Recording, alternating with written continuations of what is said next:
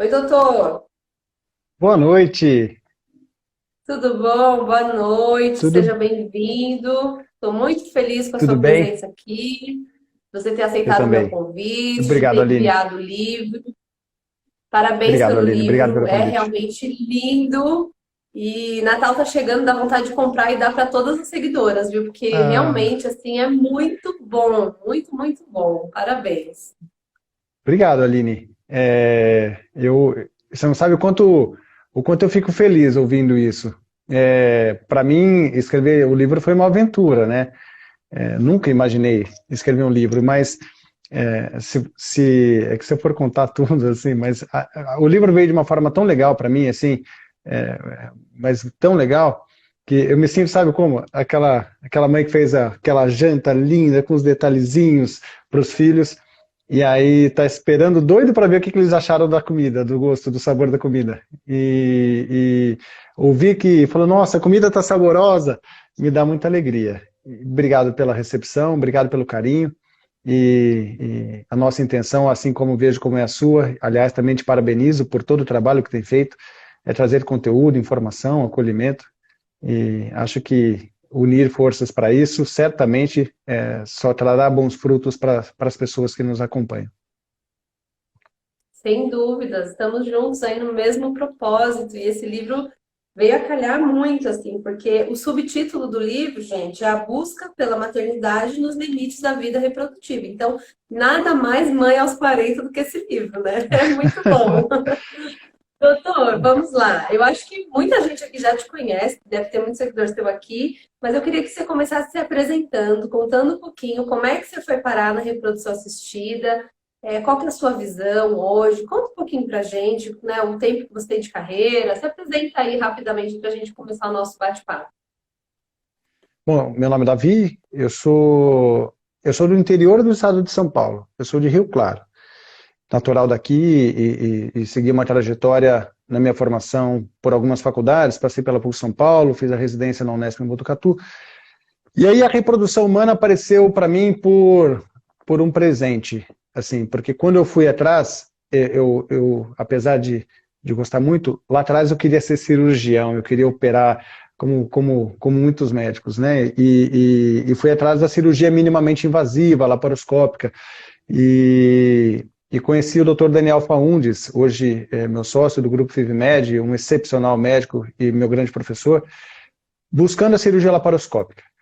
E aí a reprodução apareceu em conjunto, porque essa especialização foi em 2010 no Centro de Reprodução, antigo Centro de Reprodução Humana de Campinas.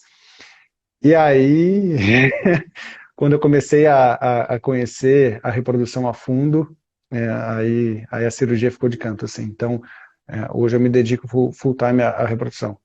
Agora, é legal você comentar, porque eu entrei na reprodução em 2010, então são 10 anos, né, trabalhando exclusivamente com isso. Só que a minha visão dentro da reprodução vem mudando completamente. Primeiro pelo avanço, primeiro pelo avanço. E segundo, pelo entendimento da sua introdução, a importância do acolhimento. Isso parece, parece uma mensagem clichê das pessoas, olha, humanização, hoje virou clichê falar essas coisas, mas a reprodução humana, para quem se envolve e tem empatia, a verdadeira empatia, que é sentir a dor daquele que te procura, ela muda completamente a partir do momento em que você entende a palavra acolhimento. Por quê? Porque talvez seja isso que faça a grande diferença para que você tenha um filho no final. E eu percebo isso, recebendo pacientes que falam assim, nossa, eu já tinha desistido e de repente surgiu, eu vim aqui te procurar como a última opção, porque a forma como foi conduzido, a maneira como foi conduzido o caso, foi o que fez o casal desistir. Então, o acolhimento faz parte essencial do propósito. No começo da minha formação, quando eu fui buscar estágios, eu fiz alguns estágios internacionais e eu sou meio nerd, eu sou meio estudioso, eu gosto de estudar. E no começo, a gente sempre vai atrás de resultado, resultado, resultado, resultado, e isso me fazia, então, meio que não mudei de lado, mas assim, me fazia também ser. Então eu entendo a medicina reprodutiva do resultado, número. Eu entendo, porque eu também era assim e não deixo de ser assim também. Eu sou muito sistemático em relação a isso.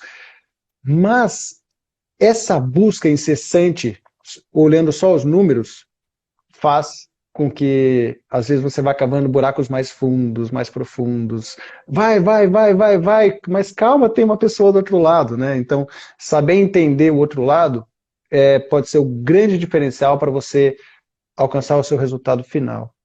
E aí surgiu, e foi assim que surgiu o livro.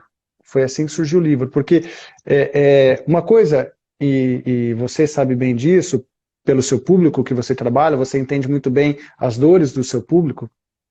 É completamente diferente conversar com uma mulher de 25, 30 anos de idade, com dificuldade para engravidar, com boa reserva ovariana. É completamente diferente a abordagem de uma mulher próxima aos 40 anos de idade. É completamente diferente. A abordagem, a forma de orientar, a forma de conversar, a forma de gerar expectativas é completamente diferente. Se você misturar e conversar da mesma maneira, eu acho que você pode não conseguir atender nenhuma nem a outra. Então, eu acho que e falta muito isso ainda. Falta muito isso ainda, o entendimento da abordagem com a mulher próxima aos 40. Eu concordo muito, porque eu tô nesse outro lado do balcão, né, digamos assim, então chega muito depoimento para mim de pós-consulta, muitos. E eu posso afirmar que 90% são consultas completamente frustradas, porque a única coisa que é colocada é a estatística. Então, eu acho muito importante dizer sim para essa mulher que, olha, você realmente não tem mais muito tempo, seus óvulos provavelmente não têm mais tanta qualidade, é muito provável que não. Mas vamos lá, deixa eu jogar no seu time, vamos ver tudo que a gente pode fazer. E aí, ir no passo a passo. Por mais que não tenha tempo, sair correndo, atropelando, também não dá resultado, porque assusta demais e faz aquele Uhum, medo que era pequeno crescer. Então, isso é muito comum. E só para exemplificar isso que a gente está falando, doutora, eu separei aqui um depoimento que chegou ontem, quando eu fiz o story da nossa live. Não vou citar o nome da pessoa, mas ela falou assim: olha, a uhum, minha médica é a mesma que eu vou fazer a FIV pela primeira vez. E ela me disse: eu não vou ficar perdendo tempo com você e vou te encaminhar direto para a FIV com óvulos doados. Eu fiquei chocada com a franqueza dela. Procurei ela por indicação de um familiar, mas eu achei ela tão grossa e tão direta que eu senti que eu realmente não tinha opção. E aí ela conta um pouquinho aqui, tenho 39 anos, baixa reserva ovariana, meu esposo tem baixa motilidade de espermatozoides, e depois da consulta eu me senti muito mal. Eu fui procurar na internet sobre infertilidade e eu vi que talvez eu poderia tentar com óvulos próprios. Eu queria ao menos tentar, porque a sensação que eu tive é que praticamente eu não tenho alternativas. Então, veja, tudo é a forma como é colocado. Talvez não, muito provavelmente uma chance com óvulos doados tem muito mais chance do que com óvulos próprios, óbvio. O óvulo doado é de uma mulher de 25 anos. Mas você vai despejar isso tudo na primeira consulta, e aí o que foi pior, que eu até conversei com essa seguidora, eu falei, sabe o que está faltando para você? Você ainda está com dúvida. Você não tem certeza se esse é o melhor caminho. Então você precisa tirar todas as suas dúvidas antes. E se você achar que com seu óvulo você vai conseguir, por mais que a chance seja menor, tente com seu óvulo, porque você precisa estar é. acolhida na sua escolha, né, doutor? Então acho que a gente pode começar já falando disso, né, de como essas opções são apresentadas, né? E, enfim, né, chega uma paciente aí de 38, 39, 40 anos. Óbvio, gente, que com óvulo doado tem mais chance, mas é o que é melhor para você? É o que você escolheria? Você entende o que que é isso? Existe um grande passo ainda, né, doutora, até chegar nisso. Aí eu queria que você me contasse um pouquinho disso para a gente começar aí a nossa live dessa mulher, né? Como acolher melhor essa mulher, como entender que às vezes o caminho que eu idealizei não é o melhor caminho para mim, mas também como respeitar essa decisão, né? Não, esse caso é o capítulo de abertura do livro, né? Você que está com o livro em mãos aí, é isso. Quando eu coloco aquelas questões, o Sintetizado, né? capítulo de abertura, nossa, é assim. Então ele veio como um exemplo muito bom. E aí nós temos que dividir duas coisas. Então, acolhimento é importante? É importante, a gente está aqui valorizando sobre isso. Só que antes do acolhimento tem o lado técnico. Tá bom? Então, assim, eu costumo falar, você vai escolher o seu médico por competência e empatia. Ele pode ser um médico carinhosíssimo, ter uma empatia maravilhosa, mas assim, se não seguir uma linha de raciocínio correta, também não adianta a pessoa ser tão boazinha assim. Nós não, em hipótese alguma, eu estou questionando a indicação de óvulos doados, porque nós sequer sabemos os detalhes do caso. Então, mas vamos pegar de uma forma geral. Uma mulher de 39 anos, estou discutindo só técnica, não estou discutindo empatia e acolhimento. Então, uma mulher de 39 anos, que ainda tem alguma reserva ovariana, então se ela tem baixa reserva, significa que ela tem reserva. Ela tem alguma chance de gravidez. O que é muito diferente de uma mulher com uma baixíssima reserva ovariana de 42, 43, 44 anos. Muda. 39 é diferente de 40, que é diferente de 41, que é diferente de 42, que é diferente de 43. Então, tecnicamente falando, não estou discutindo empatia e acolhimento, uma mulher de 39 anos de idade que produza um óvulo por mês, que produza um óvulo num ciclo de FIV, tem alguma chance. Se ela é alta, se ela é baixa, depois isso vai ser discutido. Então, no capítulo de ovos doados, eu também tento ser técnico. A ovodoação é uma indicação ou é uma opção? É isso que falta. Esse foi um dos pontos primordiais que me fez escrever o livro todo. Por quê? A maneira como você vai passar a mensagem para o paciente, você tem que deixar claro se aquilo é uma indicação ou uma opção. E aí, se é uma indicação, olha, há uma falência ovariana, não há mais possibilidades. Você fecha a porta do óvulo próprio e você fala assim, olha, a única possibilidade é o tratamento com óvulos doados ou a adoção. Então, a busca não é mais por um tratamento para você engravidar, mas é a busca pela maternidade. E aí o objetivo do livro é a busca pela maternidade. Eu não estou discutindo a busca da gravidez.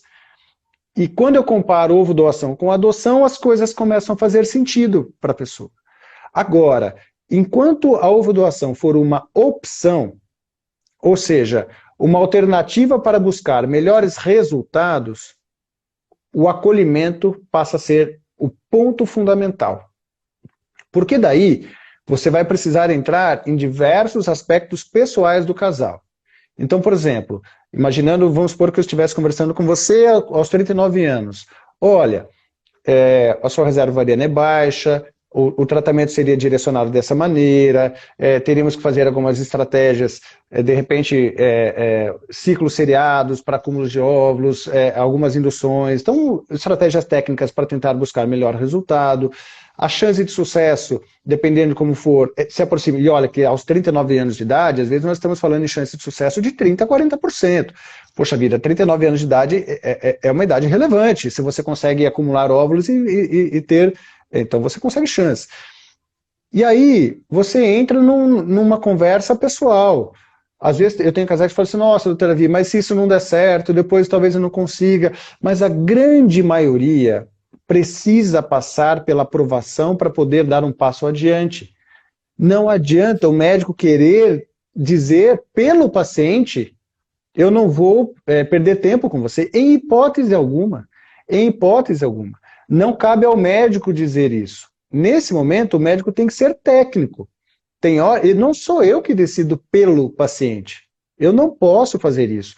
Numa conversa, eu não posso trazer as minhas opiniões pessoais. Eu não posso. Posso se eu for questionado. Doutor Davi, se você estivesse no meu caso, o que você faria? Mas só nesse momento. Eu preciso saber me colocar do lado de trás da minha mesa. Porque cada casal tem uma visão diferente. Cada casal vai ter uma visão diferente. E às vezes, Aline, eu penso diferente de você para a minha estruturação familiar. Você vai pensar diferente das suas tantas mil seguidoras. Cada uma das suas seguidoras talvez pense diferente. Agora, ponto fundamental. E isso é muito importante. Jamais compare tratamento com óvulos próprios com tratamentos com óvulos doados. Esse é o erro. Aí eu estou falando de acolhimento. A chance de que o seu óvulo é de 10%, com óvulos doados é de 70%. Isso é no mínimo injusto. Capítulo número 1 do livro. Isso é no mínimo injusto. Porque o paciente não me procurou perguntando sobre óvulos doados. Então eu não vou falar sobre óvulos doados enquanto ela tiver chance com óvulos próprios. Há um objetivo claro, uma pedra fundamental do casal de ter um filho dentro daquilo, das percepções e dos ideais daquele casal. Certo? Então, assim, a partir do momento que eu começo a comparar óvulos próprios com óvulos doados, vira uma bagunça mental tão grande que o paciente se perde. E aí entra, eu acho que precisa ter um entendimento, precisa ter o conhecimento. Olha, não feche os seus olhos, olha o mapa. O mapa te dá 5 caminhos. Você tem o direito, inclusive, de ouvir tudo que eu vou te falar e falar para mim, Davi, não quero fazer nada. Vou viajar com meu marido e estou bem. Eu já ouvi isso de pacientes. Tem uma paciente, até para amenizar a conversa, que ela falou assim, doutor Davi, eu já chorei muito por conta de um filho. Hoje o quartinho que ia ser do bebê virou um closet para mim, eu estou feliz da vida com o meu closet, então me deixa quieto, estou indo embora. Falei, entendeu? Então, Ótimo. o casal tem o direito de escolher onde quer seguir. E cabe ao médico trazer informações técnicas, se é possível ou não é possível. E depois, conforme a conversa se desenrola, aí depois você vai trabalhar o acolhimento. Começa com a parte técnica, dá uma visão geral para o casal. E conforme o casal te der abertura, inclusive, aí você vai trabalhando o acolhimento para você chegar numa indicação final. E às vezes isso não vai ser numa única consulta, tampouco numa consulta de 15 minutos. São aquelas consultas que vão horas e o retorno, e assim vai. Exatamente. E olha, você falou tanta coisa importante, porque eu acho que tudo é uma questão também de a gente modular a nossa expectativa, né? Porque é isso, você pode escolher caminhar 5 quilômetros de passos devagar, descalça, com tênis mais ou menos, com super tênis tecnológico, você pode treinar para isso, ou você já pode ir direto.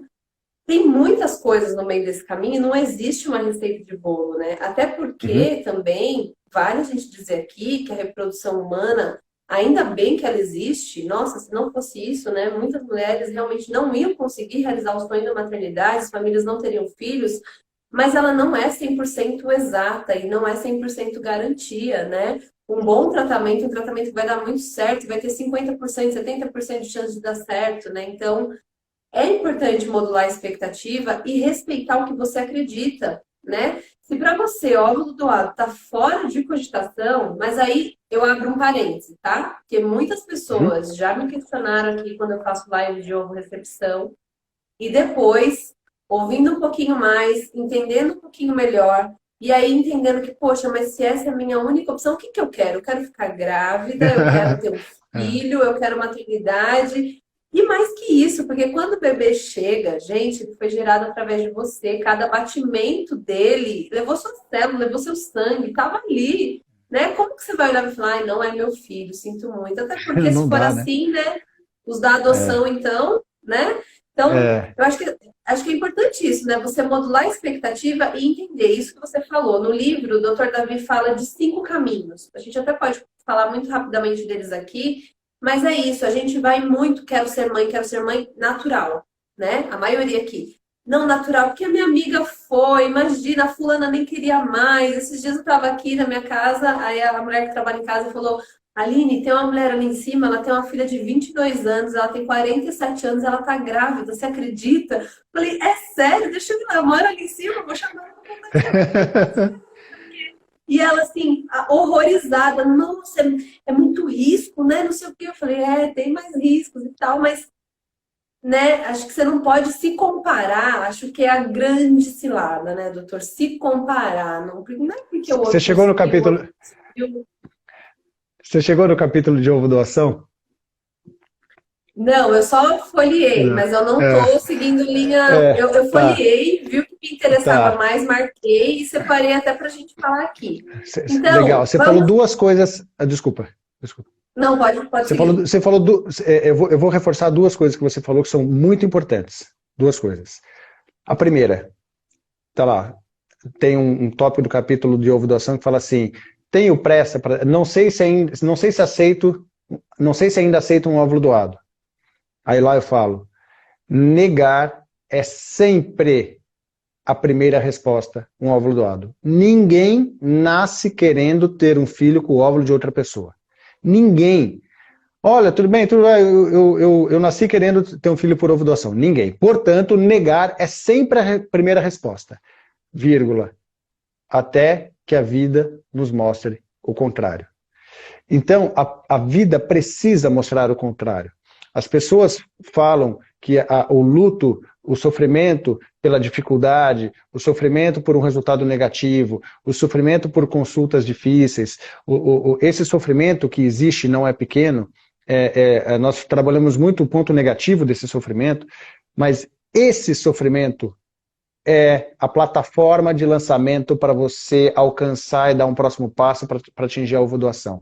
Então esse luto, a superação desse luto e o entendimento que a busca pela maternidade é muito maior do que a busca por uma gravidez, independentemente de como ela venha, é o que vai alicerçar a edificação de uma família por óvulos doados.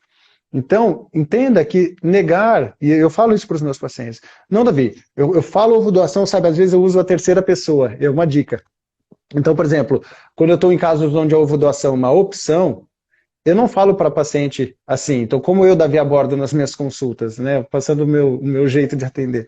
Eu não falo, por exemplo, eu estou atendendo a Aline, olha Aline, você pode fazer isso ou pode fazer ovo doação, como se eu estivesse dando opção para ela. Não. Eu falo assim, Aline, olha, você tem 39 anos, como eu atenderia aquela mulher de 39? Você tem 39 anos, tem uma baixíssima reserva ovariana, é um caso difícil, vai ser trabalhoso, as taxas de sucesso talvez sejam limitadas, tantos por cento, etc e tal. Entenda que em casos como o seu, eu uso a terceira pessoa, existem mulheres que buscam a ovodoação como uma opção. Não, doutor, calma, eu falo, calma, não estou indicando isso para você. Mas é uma forma dela abrir os olhos. Por quê? Porque se eu falar, a negação vai ser a primeira resposta. Então eu uso a terceira pessoa para fazer ela enxergar. Então negar a ovodoação é sempre a primeira resposta. Não existe um único caso. Se existir, você pode escrever aqui, Davi, eu sempre quis ter filho por óvulos doados. Escreve na live e pode nos dizer, mas não existe. Então esse é o ponto número 1. Então é o trabalho da aceitação. Então quando você vai conversar com o casal, que você entende que óvulos doados é um assunto, a última coisa que você vai discutir são detalhes técnicos de como fazer. Como é a doadora, como é o pareamento. Não, a última coisa. A primeira coisa a ser trabalhada é a aceitação. Até mesmo porque, se essa paciente de 39 anos vai direto para óvulos doados, sem sequer ter tentado com os óvulos dela, preocupa-me até como vai ser a maternidade dela. Como vai ser a aceitação, porque a maternidade também não é fácil. É linda, a gente fala tudo da maternidade, mas ter um filho, a parentalidade de uma forma geral não é fácil e exige uma preparação. Então, preocupa-me até o quanto isso não pode repercutir na relação mãe-filho lá na frente. E a última pessoa que pode sofrer por tudo isso é a criança. O casal tem direito de sofrer, tem direito de passar seu luto, mas a criança não. Então, acho que esse é o ponto do número 1, o entendimento da negação, respeito à negação, à ovodoação, e o profissional tem que ter a habilidade de entender que ela está negando, porque todas vão negar. Mas eu geralmente falo assim, olha, tudo bem, eu só não vou arriscar, tá bom? Eu falo assim, eu desenho no papel, né, os 5 caminhos, eu falo assim, eu só não vou arriscar, eu vou deixar uma observação, tá bom? Pode ser que a gente venha falar isso no futuro. E o segundo ponto é a comparação. Tem um capítulo que chama assim, mas minha amiga engravidou aos 45. Os casos são diferentes. Eu tenho pacientes de 28 anos que eu estou discutindo óvulos doados porque ela tem falência ovariana. Então não dá para existir, não faça comparações, elas machucam. Elas machucam a hora que você olha uma mulher de 48 anos grávida com óvulos próprios. Machuca. Por quê? Porque você acha que você tem que ser igual a ela. Então as comparações, elas não podem ser feitas, você não tem um caso que seja igual ao outro, não existe. Se você sabe olhar para todas as variáveis, inclusive pessoais, não há um caso igual ao outro em lugar algum, hipótese alguma. Então as comparações, elas são perigosas e só te puxam para trás, elas só te fazem procrastinar. Mas ela engravidou aos 45, e ela está lá com 42, achando que quando ela chegar aos 45, aí ela perdeu o timing para fazer o tratamento com óvulo próprio. Desculpa te cortar, mas eu precisava colocar essas duas observações aí. Muito bom, muito bom. E aí, doutora, acho que a gente pode falar um pouquinho. Assim como a ovo-doação nunca é a primeira opção, e né, nunca a pessoa vai falar, eu quero tanto, sempre sonhei com isso. O tentar natural também é algo que as pessoas batem muito na tecla, né? E aí eu Uhum. queria que o senhor falasse de uma coisa importante desse processo, que até ouvi um story seu, sobre a importância de você talvez, tá bom, quer tentar natural? Tenta natural, mas coloque-se metas, né? Coloque-se prazos, porque isso também é Boa. importante quando a gente está falando, né, dessa maternidade. Eu queria que você falasse um Uhum. pouquinho disso, né? O que que dá para fazer dentro do tentar natural e qual a Uhum. importância de não simplesmente deixar rolar, né? Deixa a vida me levar, né? Para isso, assim, o casal que vai tentar naturalmente, que quer seguir com as tentativas naturais, nós temos obrigatoriamente que responder 4 perguntas. Então, existem casais que vão engravidar naturalmente. Então, pega uma mulher de 40 anos de idade, no seu primeiro ano de tentativas, ainda tem mais de 50% de chance de engravidar. Então, só que no seu primeiro ano de tentativa. No seu primeiro ano de tentativa. O que acontece é que os casais, muitas vezes, já têm muito mais do que um ano de tentativa.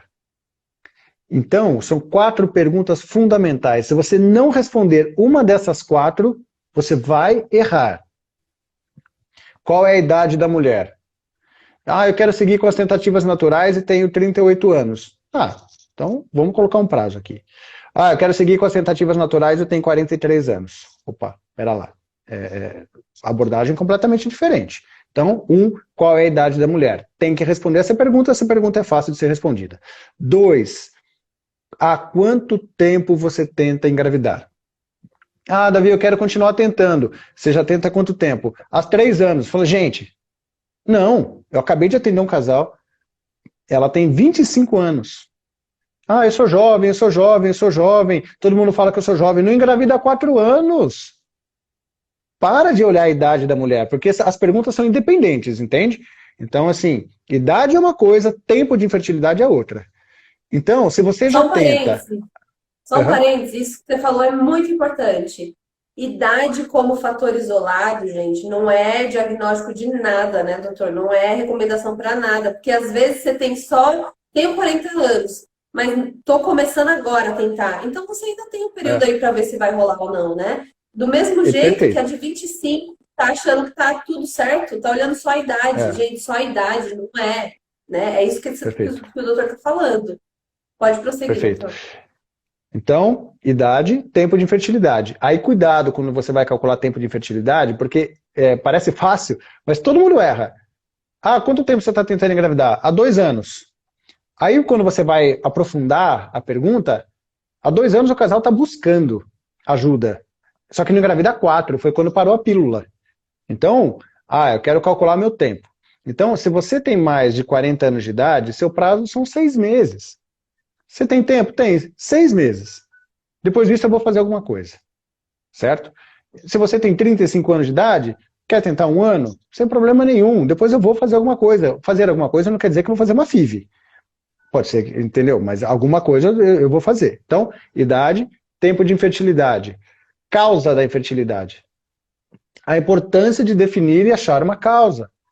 Olhar com carinho os exames, pedir todos os exames. Porque se você não sabe a causa, você tem insegurança de fazer um tratamento. Parece que você está atirando no escuro. Por que ele quer fazer uma FIV se ele não sabe a causa? Entende? O casal não se sente preparado se ele não sabe qual é o alvo que ele precisa acertar. Também é uma Que é o terceira lance, variável. que é o lance da aposta, né? E não da coerência. Exato, exato. E o quarto, a reserva ovariana. Também é outra variável independente. Então, eu tenho 35 anos de idade, eu posso ser um pouquinho mais liberal. Qual é a sua reserva ovariana? Senão você vai errar. Se você não mediu a reserva ovariana, você vai errar. Entende? Então, assim, se você responder essas 4 questões, a mulher tiver uma idade relativamente jovem, ela tiver um tempo de infertilidade menor do que um ano, ou mesmo próximo de um ano, ela tiver um fator de infertilidade leve, sabe, não é algo gritante, e ela tiver uma boa reserva ovariana, continuar tentando pode ser uma opção e pode proporcionar chance maior do que uma FIV, por exemplo, num certo intervalo de tempo. Então pode ser uma conduta e orientação médica. Agora, Ótimo. idade próxima ou além dos 40 anos de idade. Tempo de infertilidade maior do que 1 ou maior do que 2 anos. Então, mulher acima de 35 anos, maior do que 1 ano. Abaixo de 35 anos, maior do que 2 anos. Acima de 40 anos, 6 meses. Então, idade da mulher, tempo de infertilidade. Então, se você tiver um pequeno tempo de infertilidade, tentar, mas o tempo também não é um problema. Causa da infertilidade, reserva ovariana. E aí você indica continuar tentando. Você indica, uma indicação. Olha, tenta por mais... Aí você coloca um prazo. Então você tenta até maio de 2021. Se até lá você não engravidar, você vai voltar aqui que eu vou indicar isso. Então você dá meta. E aí, por exemplo, quando nós estamos falando de fertilização in vitro, também uma dica que eu costumo abordar. Porque o que acontece? A fertilização in vitro é um tratamento, além de tudo, caro. Entende? Então, assim, custa caro fazer uma FIV. Então, às vezes, você fala para o casal, olha, você vai tentar até maio de 2021, depois você volta. E não dá um norte do que você vai fazer, do que você pensa em indicar. Então, se o médico já pensa que a FIV vai ser a possível indicação, já fala. Olha, possivelmente você vai chegar aqui e a conduta, por conta disso, vai ser fertilização in vitro. Saiba que custa caro. Prepare-se. Organize-se financeiramente. Para que você não chegue em maio de 2021, aí eu vou indicar a FIV, e ele vai falar, nossa, não imaginava, nem me preparei mais um ano para se recuperar financeiramente. Exato. Aí eu falo, então, você guarda dinheiro. Se você engravidar até lá, dinheiro na conta não é um problema. Você gasta em enxoval, você vai viajar, você faz o que você quiser. Agora, se finalizou o prazo, saiba que essa vai ser a sua prioridade. E você vai precisar investir recursos financeiros para isso. Então, é assim que se monta um plano estratégico para você orientar aquele casal que pretende continuar tentando. Vejam, gente, tem duas coisas que eu queria falar aqui. A primeira é que deve ter um monte de gente que queria estar escrevendo aí nos comentários, que eu já tinha visto várias coisas.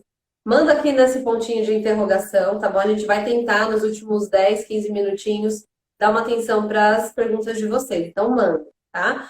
E a segunda coisa é que vejam a diferença de você sentar na cadeira do médico pela primeira vez, e já tem vários casos aqui que eles estavam conduzindo a consulta de um jeito, né? A consulta normal, nunca a pessoa vai direto no especialista, raramente a pessoa vai, é sempre com o ginecologista que ela já passa, e aí chega aquela hora, né? Tem filhos, não tem filhos? Pretende ter filhos? Ah, pretendo. E aí vai, até olhar a idade. Então já teve casos aqui que o médico estava sendo um médico, legal, então você tem que fazer assim, tem que fazer assado, vamos ver tal exame, não sei o quê. 40 anos, não esquece tudo isso aqui, ó. Tudo que eu falei, você esquece. E aí já fala que, olha, vai procurar um profissional, que aí é só FIV, e aí fica essa confusão, né? Porque as pessoas associam profissional de reprodução assistida com FIV, né? E aí é uma verdade. outra coisa importante, né, doutor? Porque eu sempre gosto de usar esse exemplo. Quando você está com dor de dente, você vai no dentista. Você quer saber da saúde da mama, você vai no mastologista. Você quer saber da fertilidade, vai num especialista em reprodução assistida e vai sem medo. Você não vai sair de lá obrigada a fazer uma FIV, né? Não vai, pelo amor de Deus, né? Veja as indicações do profissional que você vai encontrar, pegue um profissional mais humano possível, mas não é assim, né? Então é importante, tem vários caminhos que dá para percorrer, né, doutora? Até chegar numa FIV, dependendo do seu caso. Então, isso é uma coisa também que a gente tem que quebrar, né? Sem dúvida nenhuma. Assim, existe, e eu falo isso com muita tranquilidade, porque existe uma falha muito grande na educação médica do ginecologista no mundo da reprodução humana. E eu falo isso com segurança, porque eu vim de boas escolas médicas. E quando eu me formei ginecologista, com a especialização em ginecologista, eu não sabia nada de reprodução humana, assim como eu tenho certeza que 95% dos ginecologistas do Brasil não sabem nada de reprodução humana. Assim, eu tenho colegas muito importantes dentro da Sociedade Brasileira de Ginecologia e Obstetrícia, eu adoro ginecologia e obstetrícia, e eu não falo isso com tom de crítica, eu falei isso com um tom de entendimento. Por quê? Porque a reprodução humana ela é cara e nós não temos em serviços públicos. As residências médicas vêm de serviços públicos. Não há contato, não há uma visão, não sabe. Então, poucos são aqueles que buscam a formação. E aí entra num dilema muito grande. Isso acontece no Brasil, acontece nos Estados Unidos, acontece na Europa, acontece no mundo inteiro. A Sociedade Americana de Reprodução Assistida levantou uma campanha de orientação para o ginecologista. Cuidado, procure um especialista. E hoje em dia, com a telemedicina, ficou mais fácil ainda, no mínimo para ouvir uma opinião e um direcionamento, né? Então a gente tem que ter cuidado. Não é a crítica ao ginecologista, é o entendimento que a formação médica ginecológica do Brasil é falha em reprodução assistida. Do mesmo jeito que se alguém me procurar para ouvir orientações sobre mastologia, eu vou falar assim, olha, eu entendo de mastologia, mas assim, procura alguém, né? Acho que você exemplificou muito bem. Exatamente. Doutor, eu queria me ater aqui a um ponto que é importante, porque é muito do público, e eu achei muito legal no livro você diferenciar reserva ovariana. Então, queria que você explicasse um pouquinho, né, o que é reserva ovariana. A gente fala tanto, mas na real a gente não conhece muito. E aí você fala sobre a reserva ovariana total e a funcional. E eu tenho certeza que isso vai valer muito para você que está assistindo essa live, porque o grande problema aqui é reserva ovariana. Então, explica um pouquinho. Assim, existe uma informação. Primeiro, o que é reserva ovariana? Reserva ovariana é o número absoluto de óvulos que a mulher ainda tem, ok? A mulher não produz novos óvulos nunca na vida dela, diferentemente do homem que produz novos espermatozoides até o último dia da sua vida. A mulher não. Eu uso no livro um paralelo com uma conta bancária. Então, ela nasce com dinheiro investido e quando acabar esse dinheiro, acabou. Ninguém mais vai depositar nada no banco para ela. Algumas mulheres têm essa conta que o dinheiro acaba antes da hora. E aí ela vai ter a menopausa precoce ou insuficiência ovariana prematura. Agora, o que as pessoas acham é que tem conhecimento de todo o dinheiro que você tem na conta. O antimileriano não me dá essa informação. O FSH não me dá a informação da reserva ovariana total. Eles me dão a informação da reserva ovariana funcional. Então, como se você tivesse todo o dinheiro investido numa conta e todo mês você não perde um óvulo na sua ovulação, você perde 1000 óvulos. Então, você tira 1000 óvulos dessa reserva ovariana total e leva para a reserva ovariana funcional. Desses 1000 óvulos, um vai ovular. E isso, a parte funcional, é o dinheiro que vem para a poupança e para a conta corrente, que é aquele que você realmente usa, porque o do investimento você não vai conseguir usar. O antimileriano quem melhor mede a reserva ovariana funcional. Então, é óbvio que se você enxerga que a conta corrente e a poupança está com um pouquinho, você também vai achar que a conta total tá faltando dinheiro lá. Mas você não sabe, você subentende, ok? E o FSH me fala a fase final da maturação oocitária. E aí, em termos técnicos, eu estou falando dos folículos primordiais, dos pré-antrais e dos antrais. Então, ninguém mede os folículos primordiais. Não existe um exame capaz de fazer isso. E aí, qual que é o pulo do gato? Para onde a ciência vai? O que os cientistas tanto tentam, nos casos mais difíceis de menopausa precoce e insuficiência ovariana prematura? Retirar um pouco mais da reserva ovariana total e puxar para a reserva ovariana funcional para melhorar a performance ovariana que seja num tratamento de FIV. Eu fiz uma FIV e tive 2 óvulos. Caramba, será que eu consigo de alguma maneira recrutar um pouquinho mais para num próximo tratamento ter um pouco mais? E aí existem estratégias que buscam isso. As terapias androgênicas, o uso do GH, a coenzima Q10. Só que isso tem que ser medido. Isso não são todos os casos que vão conseguir isso, mas existem casos que você sim consegue recrutar um pouquinho mais a ponto de elevar o antimileriano. Poxa, como que vai aumentar o antimileriano se a minha reserva ovariana sempre vai cair? Porque ele não mede a reserva ovariana total, ele mede a reserva ovariana funcional. E você busca estratégias para tentar fazer isso.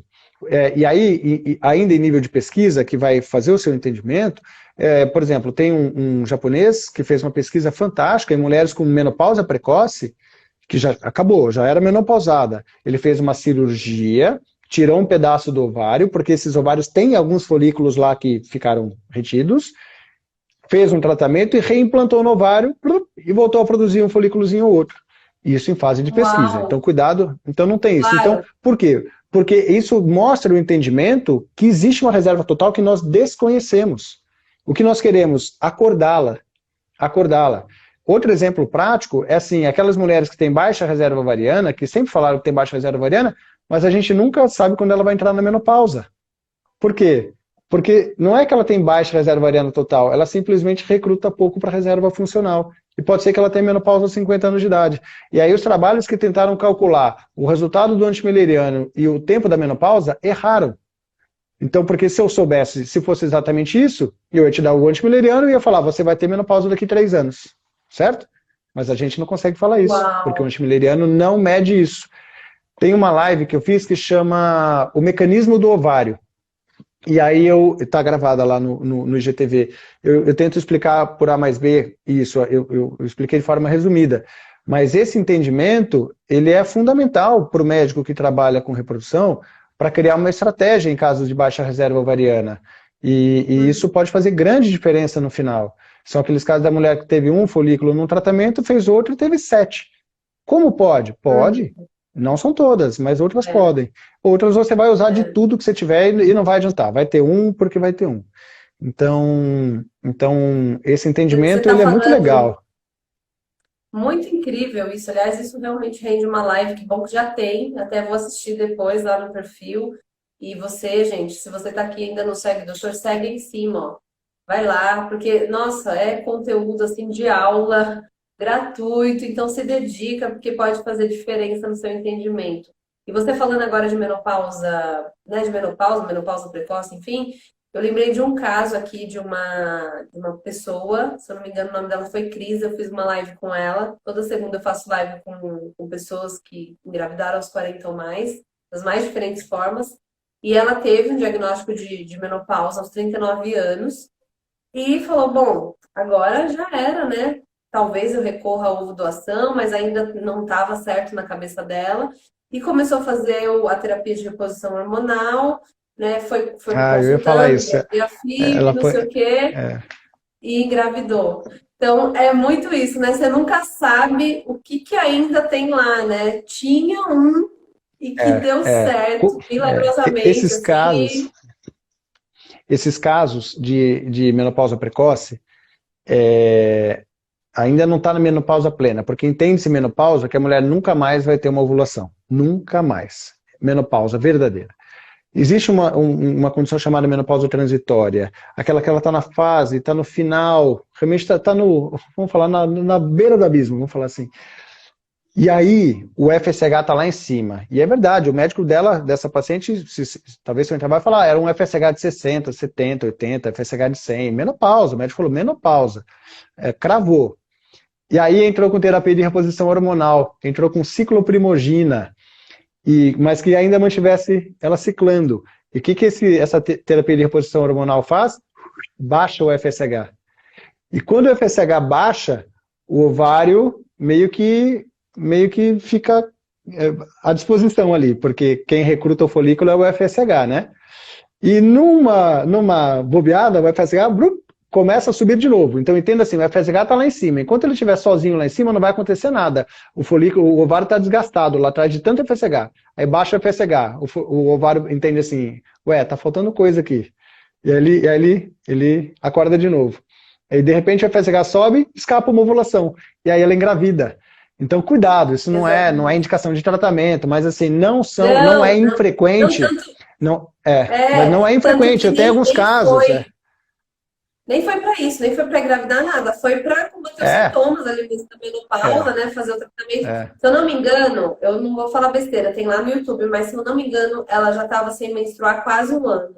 Então já era um tempo importante, assim. Então, mas veja, né? Mas Como é o isso nosso mesmo. corpo é muito É, louco, né? É muito é, complexo. Mas tem Bom, ó, explicação, tá mas tem quase. explicação, né? Falta 5 minutinhos Tá. para acabar a nossa live, gente, nem acredito. Aff, Eu vou ver o que chegou aqui de perguntas, doutor, para a gente conseguir tá. também atender aqui um pouquinho. Então, Uhum. vamos lá. Ó, isso aqui. 37 anos, prolactina alta, endócrino passou remédio, mas gineco não recomenda. Olha só que loucura a cabeça dessa mulher, né? 6 meses É. tentando. A Alma prolactina, a diferente. prolactina você tem que, as pessoas estão muito querendo olhar muito exame e pouca clínica. A minha prolactina é de 47, certo? Como é que são seus ciclos menstruais? Você menstrua regularmente? Tem galactorreia? Não tem galactorreia? Então, assim, o que mais acontece no mundo da reprodução é a pessoa olhar o exame e esquecer de olhar a história. Então, eu tenho uma prolactina de 47, certo? Deixa eu entender a história. Existem variações de acordo com a forma como se colheu a prolactina, tem macroprolactina, microprolactina e outra, 6 meses tentando. 6 meses, aquilo que nós falamos, 37 anos, 6 meses tentando. É aquele caso que eu estou pensando de forma bem tranquila ainda. Então, difícil opinar. Assim, querer dar conduta sem saber direito do caso. 47 não é aquele Uhum, nível que nos faz realmente achar que há um problema grave a ser tratado, não. uhum. Bom, vamos ver aqui. Reserva ovariana baixa, alteração do hormônio LH, tem chance de engravidar? Acho que a gente acabou de responder essa pergunta ali atrás, não foi mesmo? No livro, eu explico direitinho como medir a reserva ovariana. E assim, alteração do hormônio LH. Provavelmente ela colheu no meio do ciclo. E ela colheu na data errada.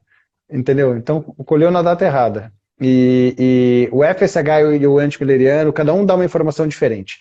Então também, outra coisa, tem que saber medir. Não vou me estender mais, senão vai acabar a live, mas assim, pega o livro, entenda como medir. Porque você não pode pegar uma informação, vocês viram como é complexo isso. E lá eu dou o passo a passo de como medir, como fazer, os cuidados para medir e como interpretar. Agora, o LH não me fala que tem baixa reserva ovariana e baixa quanto? Baixa quanto? Eu tenho uma insuficiência ovariana? Qual é a Uhum, idade? Então, lembra? Não posso responder só uma pergunta. Só uma pergunta. Como é que eu vou falar de chance de engravidar? Eu tenho que responder 4 perguntas. Causa, uhum. tempo de fertilidade, idade da mulher e reserva ovariana. Tem uma outra live que eu fiz, chama Plano Fértil, que eu explico direitinho como trabalhar essas 4 perguntas. Ótimo. Ó, 38 anos, 5 tentando, nada errado, por enquanto. Antimileriano 265, vou iniciar tratamento com FIV. Quais as chances de melhorar os folículos? Na verdade, né, doutor, cinco Adorei. anos tentando, 5 anos tentando sem engravidar, já tem algo errado, não é isso? Eu fico sempre muito encabifada quando não se acha um diagnóstico fechado e tal, e aí fala, não consigo entender, não tem nada errado comigo. Como que é, né, isso? Não, você está indo super bem. É isso, é isso. É assim, ó, nada errado. Essa frase é perigosíssima. É isso que faz os casais não fazerem tratamento. A mensagem não é não tem nada errado. A mensagem é assim, há um problema e eu não sei qual ele é. São formas diferentes de tratar a infertilidade sem causa aparente. Infertilidade sem causa aparente. Há um problema. Há 5 anos é um problema grave. Grave. Por quê? Se fosse fácil, eu teria engravidado no primeiro, segundo ou terceiro ano. Então é um problema grave. Poxa, mas não acha nada, então eu não sei qual é. Cuidado, mesmo com a FIV, eu falo isso para os casais. Às vezes eu vou achar o problema na FIV, na qualidade embrionária, entendeu? Naquele endométrio que Exato. não implanta, coisa que os exames não mostram. Então há um problema. A FIV pode ser uma indicação? Pode ser. Pelo tempo de infertilidade, pode ser uma indicação. Agora, chance de melhorar os folículos? Eu preciso melhorar os folículos? Entende? Assim, com 38 anos. Então, assim, temos que ser um pouco mais cuidadosos para o entendimento da causa para falar isso, mas melhorar os folículos, aí depende de dieta, acupuntura, tem várias coisinhas adjuvantes que podem ser feitas assim para melhorar a qualidade dos óvulos que eu valorizo, tá? Exatamente, exatamente. Gente, depois de ouvir tantos especialistas, acho que eu já estou quase indo para 40 lives aí de Quinta da Fertilidade. E eu comecei a ligar as pontas e entender que é muito mais complexo do que a gente acha, né? Então, se você puder ter um acompanhamento com especialista, com nutricionista, fazer acupuntura, né? Praticar exercício físico, né, doutor? Conhecimento liberta, é muito importante, gente. Se informe, busque informações em fontes sérias, confiáveis e, melhor ainda, com o acolhimento do jeito que a gente está fazendo aqui. Doutor, quero te agradecer pela aula aqui Eu que que você nos agradeço, Aline. deu. Agradecer mais uma vez pelo livro, porque eu vou usar sim como consulta aqui, com certeza. Tem muita coisa que vai ser esclarecida a partir do seu livro, sempre citando a fonte. E é isso, meninas. Vamos com informação, com humanização e vendo o que é melhor para você, né, doutor? Que legal. É assim, rede social dá trabalho, nós sabemos disso. Mas hoje, no começo, eu lidava isso como algo difícil, porque isso toma o nosso tempo também. Mas hoje eu sinto tanto prazer pelo conteúdo que chega e por acreditar que isso pode fazer diferença na vida de muitas pessoas, porque a falta da informação é o maior problema de saúde pública dentro da vida reprodutiva das mulheres, dos casais, perdão. Exato. Então, eu acho que para mim passou a ser uma nova missão, eu estou adorando fazer tudo isso, o livro para mim está sendo uma satisfação pessoal tão grande, foi escrito com muito carinho, informação é a chave para você ser o grande protagonista da sua história. Dentro da reprodução humana, você é o protagonista da sua história. Você é o protagonista da sua história. Não é o médico, não é o médico, vai ser o técnico do seu time. Ele tem que ser técnico, ele tem que saber orientar, guiar, te colocar no caminho, mas a decisão, o protagonismo é seu. Quem vai atrás do seu filho é você. E vale a pena buscar pela maternidade. Quando o coração da mulher já se abriu para a maternidade, ela sofre a dor da perda de um filho e não a dor da falta de uma gravidez. Então essa dor precisa ser preenchida, precisa ir atrás, é um sentido maior que nós temos que trilhar. Então não sei por qual caminho, tampouco como sei, mas fique em sentido, prossiga com fé, que vale a pena essa luta. É isso aí, gente. Que maneira maravilhosa de terminar uma live, viu? Um beijo a todas vocês, boa noite, fiquem com Deus. Obrigado mais uma vez, doutor. E é isso aí. Boa noite. Deus abençoe vocês. Tchau, tchau. Vocês também. Tchau, tchau.